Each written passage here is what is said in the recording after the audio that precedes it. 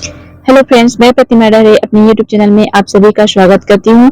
दोस्तों, हम हैं अभी रायपुर में और मैं जा रही हूँ छत्तीसगढ़ का एक ऐसा शहर जहाँ भगवान राम, माता सीता और लक्ष्मण जी के साथ अपने वनवास के दौरान जहाँ रुके हुए थे और वहाँ पर माता सीता ने वहाँ पर रेत से शिवलिंग का निर्माण किया था, जिस शहर को छत्तीसगढ़ का प्रयागराज कहा जाता है। तो चलिए दोस्तों, आप बने रहे मेरी वीडियो पर।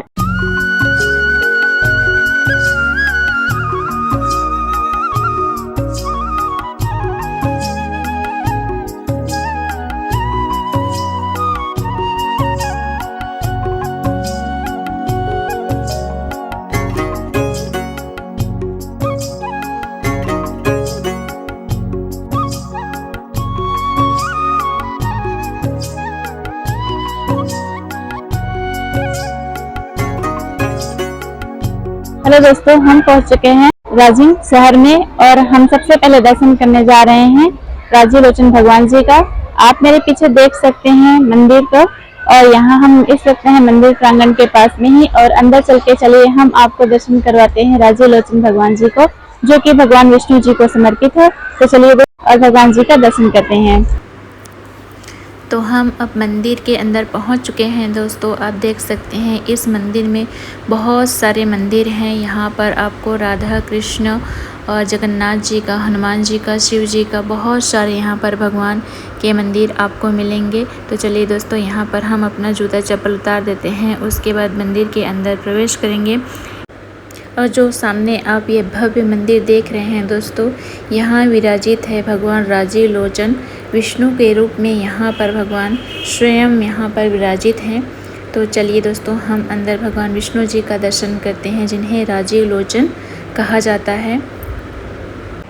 दोस्तों, इस मंदिर के बारे में कहा जाता है कि सृष्टि के आरंभ में भगवान विष्णु के नाभि से निकला कमल यहीं पर स्थित था और ब्रह्मा जी ने यहीं से सृष्टि की रचना की थी, इसलिए इसका नाम कमल क्षेत्र पड़ा।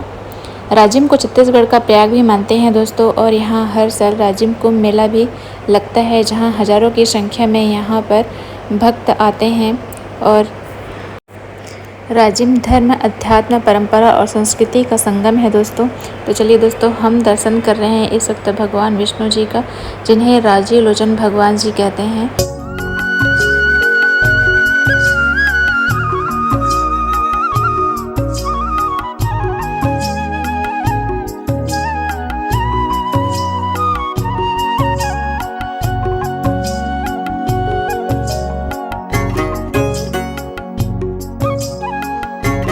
बोले श्री राजीव लोचन भगवान की जय।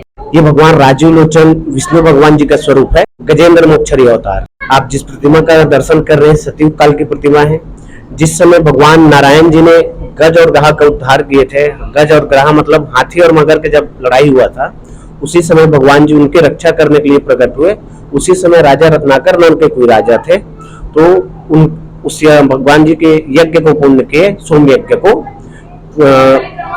उसके बाद भगवान जी प्रसन्न होकर उनके समक्ष प्रकट हुए और बोले कि हे राजन को बोले कि हम तुम्हारे इस यज्ञ से प्रसन्न हुए, बोलो क्या वर चाहिए। तो राजन बोले कि प्रभु, आपके आशीर्वाद से तो मैं पूरे भारतवर्ष का एक सम्राट कहलाता हूँ।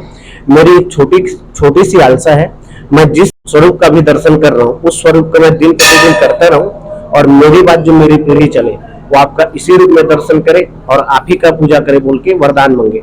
तो भगवान नारायण जी जो है तथास्तु बोल के अंतर ध्यान हुए और बैकुंठ में जाकर विश्वकर्मा जी को आदेश जारी किए कि मैं जिस जगह पे भूलोक में अपना जिस जगह पे कमल पुष्प फेंकूंगा उसी के ऊपर मेरे मंदिर का निर्माण करना। तो इस नगरी का सबसे प्राचीन नाम है श्री कमल क्षेत्र पद्मावतीपुरी।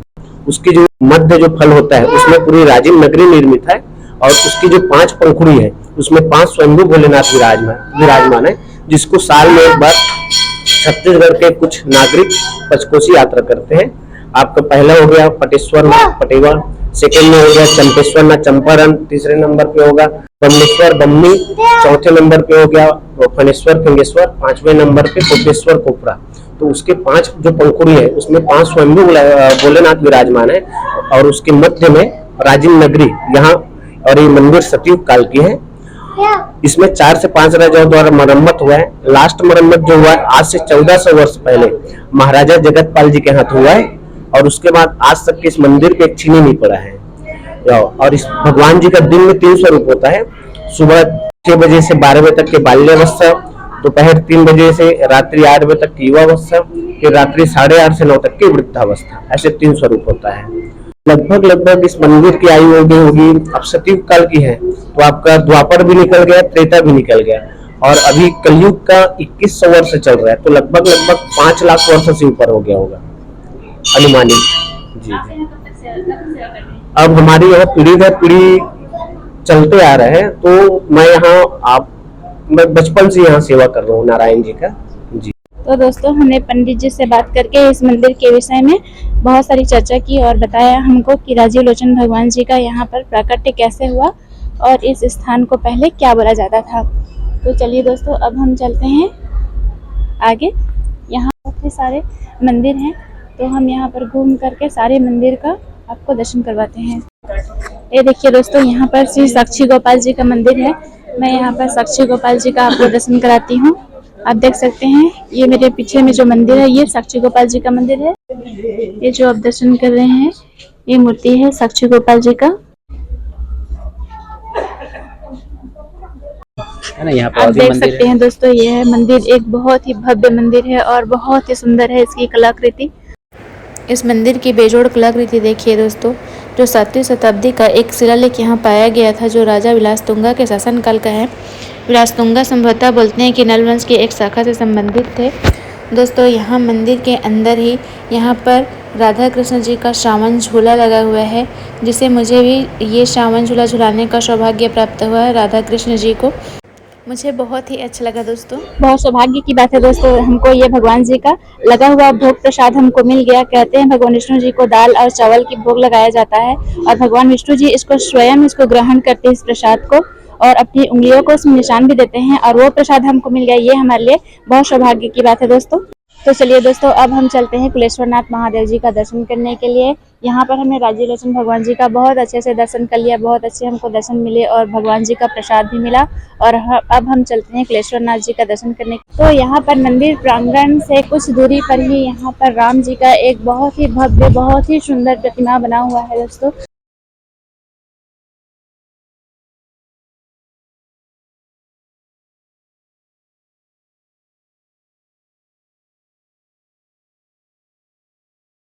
प्रभु श्री राम जी का यह भव्य प्रतिमा बहुत ही सुंदर बना हुआ है। यहाँ पर कवि बहुत ही खूबसूरत है दोस्तों। यहाँ पर से आपको लक्ष्मण झूला दिख जाएंगे और नदी में अभी पानी कम है, और वहाँ पर दूर से हमको दिखाई दे रहा है कुलेश्वर महादेव जी का मंदिर। दोस्तों, यहाँ राजिम मंदिर की एक धार्मिक मान्यता यह भी है, कहते हैं कि पूरी की यात्रा राजिम के बिना अधूरा है। दोस्तों, यदि आप जगन्नाथ भगवान जी का दर्शन करने जाते हैं और वहाँ से वापस लौट करके राजिम में भगवान साक्षी गोपाल जी का आप दर्शन नहीं करते हैं, तो आपका जगन्नाथ यात्रा जो है अधूरा है। तो ऐसा कहा जाता है दोस्तों कि राजिम के साक्षी गोपाल मंदिर में भगवान विष्णु के सामने अपनी उपस्थिति दर्ज करानी होती है। तो चलिए दोस्तों, अब हम आगे चलते। दोस्तों, यहाँ पर राम जी के वनवास काल के बहुत सारे तथ्य प्रमाणित हैं, जो यहाँ पर अवशेष यहाँ मौजूद हैं। इन्हीं में से एक प्रतीक है राजिम का कुलेश्वर महादेव मंदिर, जो महानदी पैरी और सोनू नदियों की त्रिवेणी संगम पर स्थित है दोस्तों। तो चलिए हम वहीं पर चलते हैं और महादेव कुलेश्वर महादेव जी का दर्शन करते हैं दोस्तों। तो चलिए दोस्तों, पहले हम पंचेश्वर नाथ महादेव जी का दर्शन कर लेते हैं, उसके बाद जाएंगे कुलेश्वर महादेव जी का दर्शन करने। दोस्तों, यह शिव पंचेश्वर महादेव जी का है, जो कि माता जी हैं, और जो कुलेश्वर महादेव जी हैं वो भांजा जी हैं। दोस्तों, कहते हैं यहाँ पर नदी का पानी का लेवल जब ऊपर आ जाता है, कुलेश्वर महादेव जी के शिवलिंग को जब नदी का पानी छूता है तो कुलेश्वर महादेव जी आवाज देते हैं कि माँ को नीचे बचाइए। पर पंचेश्वर महादेव जी है जो है उनकी आवाज सुन करके कहते हैं नदी का पानी जो है अपने आप नीचे आ जाता है। तो ये पंचेश्वर और कुलेश्वर महादेव जी का कहानी। तो चलिए दोस्तों, हम दर्शन करते हैं कुलेश्वर महादेव जी का।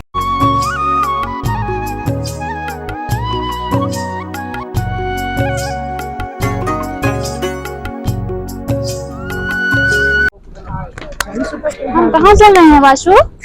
इसे बोलते हैं लक्ष्मण झूला। क्या बोलते हैं बेटा? लक्ष्मण झूला। देखो बहुत ही लंबा है, इसकी लंबाई लगभग 400 मीटर है।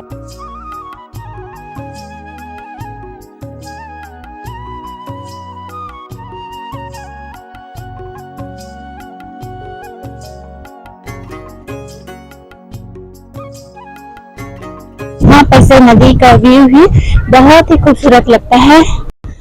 पहले जब यहाँ पर ये लक्ष्मण झूला नहीं बना था तो लोग नाव से क्रॉस करके लक्ष्मण महादेव जी का दर्शन करने जाते थे, और जब नदी खुलाता था तो वहाँ पर दर्शन नहीं कर पाते थे, दूर से ही बस देखकर चले जाते थे। तो दोस्तों, जो अभी हमने पहले शिवलिंग महादेव जी का दर्शन किया वो है मामा जी, और कुलेश्वर महादेव जी हैं वो भांजा जी हैं। पर से गुजरी और माता जी हमको बताई कि यहाँ पर त्रिवेणी संगम है। इधर पैरी नदी है जो कि माता पार्वती है, इधर सोढ़ू नदी है जो कि भगवान गणेश जी है, इधर से आ रहे हैं महानदी जो कि महादेव जी हैं। तो दोस्तों, आप वहाँ पर जो पेड़ देख रहे हैं उसी पेड़ के नीचे में है भगवान भोलेनाथ जी का शिवलिंग। दोस्तों, कहते हैं कि राजधानी रायपुर से मात्र 45 किलोमीटर दूर स्थित राजिम में नदी पर बना पुल 40 साल भी नहीं टिक पाया, जबकि यहाँ 8वीं सदी का कुलेश्वर महादेव मंदिर आज भी खड़ा है। यहाँ सावन के पूरे महीने भर दोस्तों भक्तों की तांता लगा रहता है, और जब सावन सोमवार आता है उस दिन यहाँ पर जल चढ़ाने वाले कांवड़ियों की लाइन लग जाती है उनका। तो ये है दोस्तों कुलेश्वर नाथ जी का गर्भगृह। आप देख रहे हैं कुलेश्वर महादेव जी का ये गर्भगृह है। गर्भगृह के अंदर जो है पूजा चल रहा है। अभी श्रावण का महीना चल रहा है, इसलिए अभी महामृत्युंजय का पूजा चल रहा है।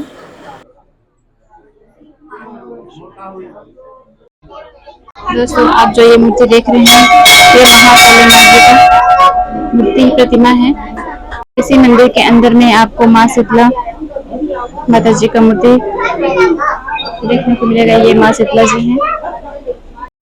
दोस्तों, अभी जो हमने कुलेश्वर महादेव जी का दर्शन किया वह रामायण कालीन महादेव जी है। यहाँ पर कहते हैं वनवास के दौरान माँ सीता, राम और लक्ष्मण जी जब यहाँ पर आए तो सीता मैया ने यहाँ पर नदी में जब पानी नहीं था तब रेत से शिवलिंग का निर्माण किया था, और वही जो कुलेश्वर महादेव जी के रूप में यहाँ पर स्थापित हैं।